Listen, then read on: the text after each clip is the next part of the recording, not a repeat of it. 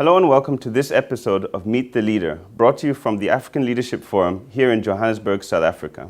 I am your host, Gwamaka Kifukwe.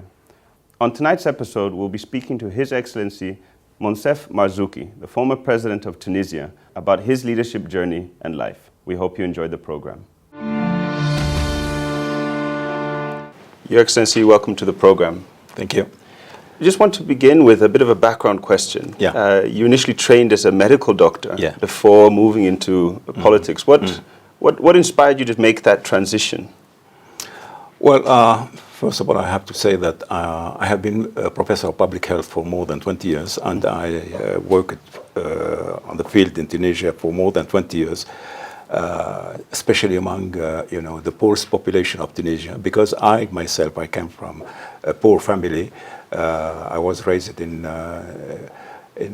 one of the poorest part of Tunisia, so I was very, very interested, of course, in promoting my own family, my own region, my own country. And this is why I decided to go back after my being more than 15 years in France. You know, it have been so easy to stay in France like many others, but I said no. My duty is to go back and to help my family, my country, and I never regretted this choice.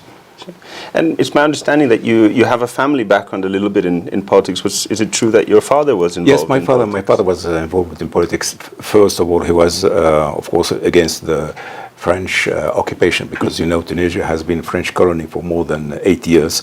And my father was struggling for the independence of the country. And then at the independence, there was, two groups inside the national movement, and my father was on the wrong side. So he left the country, and he spent more than 30 years as a political exile in Morocco. So I knew from the beginning, when I was very young, you know, how difficult it is to live in political situation which is unstable, uncertain, and difficult, and so forth. Sure, and I guess that kind of prepared you then. You emerged as a president in a very turbulent time in Tunisia. Can you go through what that was like and how it ended up happening? In fact, I never knew anything that turbulent times, you know, when I was a child, because at that time I witnessed my father struggling for the independence of the country, and then we have to leave Tunisia because it was very difficult to stay in a country where you are considered as a traitor. My father was considered as a traitor because he was against the government, against Bourguiba. So it was harsh time, but I don't regret. It was an interesting time. Sure. And I mean, you emerged as the president in 2011 at a very interesting time in Tunisia's history. What were the circumstances that led you into that position? So, you know, how did it come about? In fact, I remember that my father, you know, because he was so frustrated with the outcome of his own struggle, you know, he always told me, look, just be the good doctor and forget about politics, because politics is nasty, etc., etc. So when I went back to Tunisia, I really wanted to avoid politics. I really wanted to work as physician, and I became very famous.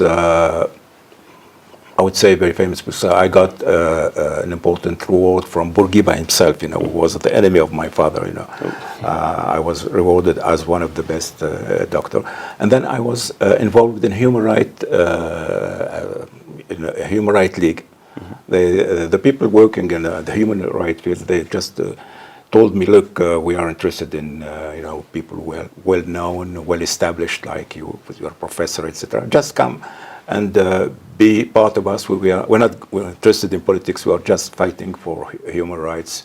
And I said, okay, this is interesting.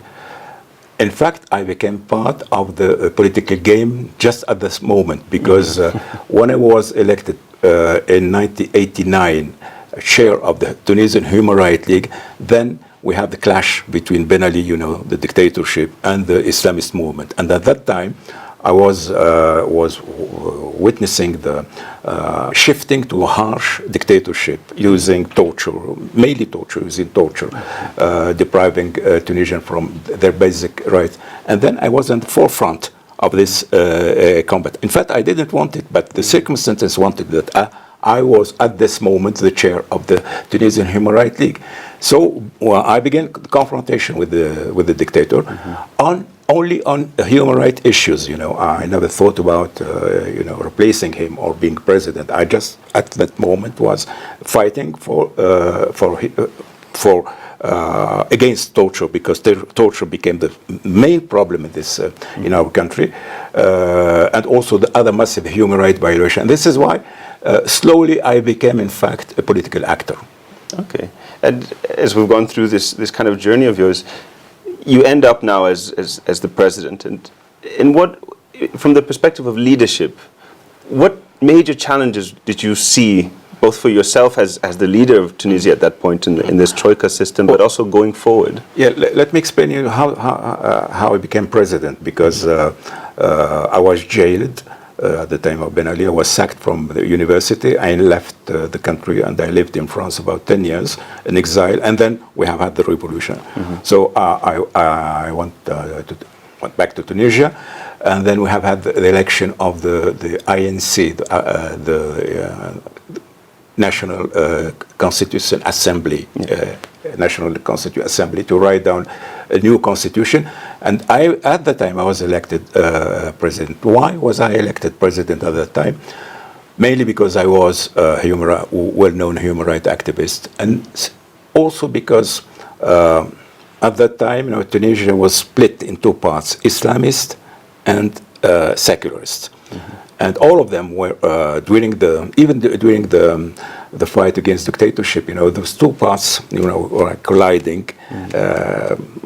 Huge conflict between them, and I was the only one, probably good relationship with Islamists and good relationship with the secularists, just because of my being a human rights activist. This is why I was elected, in fact, because I was the go-between the two parts of the society. But it was not an easy task, because governing any country at any time, it's a tough, it's very, very difficult. But when you are elected president during this, this period of transition, it's a hopeless case, really. It's extremely difficult, because it's just like you begin to navigate on an ocean during a hurricane. It's really a mess. But I can say that we did it, because when you compare the outcome of the Arab Spring in Tunisia and compare it with the other countries, you'd see that, in fact, Tunisia, I wouldn't say we were lucky. We were lucky because we still have a strong state. We still have a stable society. We have one of the best constitutions of the Arab world. And I'm very proud that I have contributed to this success. Sure. Of course, I'm not the only actor of the success. I wouldn't say that. But I have played a certain role, and I'm proud of it. Sure. And it's my understanding, unfortunately I haven't read the book, but in 2013 you published a book really talking about the experiences of building democracy in Tunisia. And in Africa, this is something we're really struggling with. What key lessons can we take from a leadership perspective, again, about how you managed to transition into this kind of democracy after all these years of the dictatorship, as you say? Well, the main word is national dialogue. National dialogue is the most important thing for me. And I began the national dialogue the first day I was elected. First day I called my opponent, and I told them, look, we are in a mess. The country is expecting a lot of us. The economy is not well doing, and we have a terrorist attack, etc., etc. So it's our duty, to sit together and to try to find a solution. So please come to the palace. You enter the palace as opposition, and you leave the palace as opposition. I'm not going to ask you, to just. But we have to sit down and we have to discuss all issues, and we have to find out how to accelerate the process of transition so we can go back to elections, and then we have stable government and stable state. And this is exactly what happened, So this is why Tunisia is, didn't know what happened in Libya or in Syria or in Yemen. National dialogue has been core choice, core position for myself and for the Tunisians themselves. But I want to stress that shifting from a corrupt dictatorship to a democracy is not easy, because you have to, in fact, I'm afraid that in many countries, even in Tunisia, we have shifted from a corrupt dictatorship to corrupt democracy. So the struggle has to go on to shift from a corrupt democracy to a real democracy, to genuine democracy. And this is exactly the process where we are now. We are fighting in Tunisia. The fight is not over. We get rid from the dictator and his family, but now we have to really set up a real rule of law, and we have to combat against corruption. And this would take time because, building democratic society is much more difficult than building a democratic state. Because a democratic state is just, you have to write down a good constitution, have a good political structure, and that's all. But implementing democracy within the society itself and within the deep state, that's take a long time. Sure, and I want to pick up on some of these themes, but to broaden it a little bit, to look at Africa, the whole continent. Yeah. Would you share the view that leadership is different in Africa for whatever reason compared to other parts of the world? Is that something you believe in, or is leadership? No, I don't believe at all. Mandela was a leader, and he was African, and I think any country in the world, even in the developed world, would have been very proud to have such a politician. So, and many other African leaders, I would say Patrice Lumumba, Jamal Abdel Nasser, Algeria, Hawari Boumediene, many leaders were extremely honest, were extremely deeply involved in loving their country, non-corrupt, etc., etc. Of course, we have leaders like Amin Dada, and we have but don't forget that the worst dictatorship in the world, well, the Nazi dictatorship, the fascist dictatorship, and the communist dictatorship.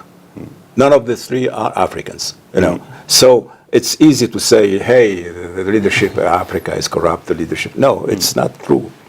But do you at least get the sense that the leadership challenges that face Africa are maybe slightly different? Or again, is this something you just think it's part of a continuum? It's part of a process. Being here in Johannesburg, the city where Madiba, Mandela lived and was, etc. For me, it's extremely moving. But most important things that we met 7 African leaders. All of us, we have been elected democratically. We have practiced democratically the power. We have left democratically the power, and now we are trying to share our experience with the youth. So I think you have a good example of that Africa can have a good leadership. I do know that we have a lot of dictators responsible for many horrors. I know that many leaders, they just want to change the constitution now to be re-elected one term after another. This exists, but you have to see the balance. And the balance, if you see the whole process, you would see that Africa is on the good track, and Africa is moving forward. And we are, if you look at the difference between the current situation, political situation, and what was Africa 20 years ago, you will see that the huge difference. Sure. And to take maybe a slightly different conceptual, because we've talked about leadership and leaders and so on. In your own words, how would you define leadership? Like, if I say the word leadership to you, what does that really mean, and what is the role of a leader? Giving the example. I always say that a leader is not the man who gives orders, it's the man who gives an example. And I think Madiba, Mandela, has shown the example all his life. Be honest, to be non-corrupt, etc., etc. And that's, if the leader, is capable to give the example, the good example, everything would be okay. Because the problem is in our countries that when the leader doesn't show the example, doesn't give the example, everywhere around him will do the same thing, and then you will have corruption everywhere, and then you will have all the society now in a mess. So being a leader is giving an example, a moral example. Sure. And here at the African Leadership Forum as well, you would have seen there were quite a lot of young people in the audience, some of them who aspire to be future leaders. You know, what specific advice would you have for anyone who aspires to a leadership role that, you know, maybe they haven't thought of, or maybe they need to really make sure they keep in mind as they progress towards that ultimate objective? Well, of course, I would like to give them many advice, because we have got good experience, you know, the whole life. I'm 72, you know. In 72 years, we got a lot of experience, you know. Of course, I would like to share this experience to the young generation. Of course, I would like them not to repeat our error, our mistakes, you know. But I'm afraid that every generation has to do its own experience, you know. I'm not totally sure that you can really learn from the experience. Otherwise, we should have been now like in a better situation in the world, you know. We have had so many experiences during the history. But anyway, I would maybe 1%, 2% of the young people would listen and what would I tell them? First of all, be very careful, because, you know, power is extremely dangerous and extremely stressful. It's not what you believe, you know. It's not. You're not going to have happy times, you know, when you are president. Or you will be under stress, under pressure. So you have strong nerves, you know. And the second point is that if they want. Once again, if they want to be a good president, they have to give the example. Not give order, but give the example. And that they must be very, very careful about the fact that society, we're going to have a more complex society where people are asking for status, where people are asking for recognition, and where people... So you have to tackle this problem. You are not in this position, you know, to be praised or to be beloved, or... It's up to you, you know, to give recognition. It's up to you to go to the people. It's up to you to give the people what they want. You are the servant. You're not the master. And I always say that the only real master of the people are the good servants.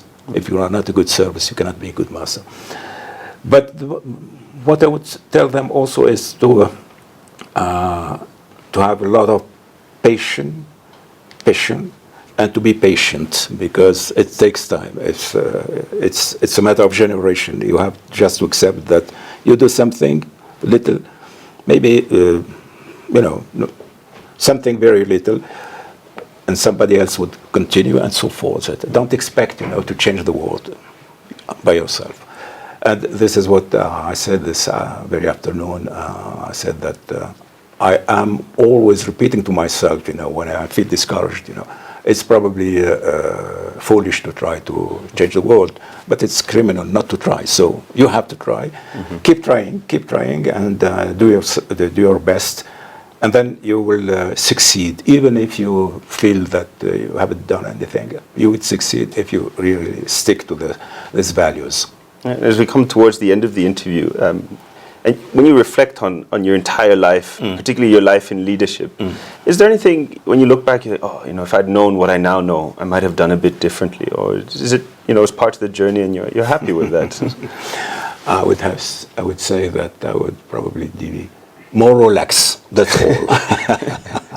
Sure. And as one final question, is there any kind of final thought you have for our audience in terms of what you really want them to take away from your example as a leader and your views on leadership? You know, what do you really want? What message do you really want to get across to them? Keep trying. Don't give up. Well, on that note, thank you very much for joining us on the program. It was an absolute pleasure. It's my pleasure. Thank you.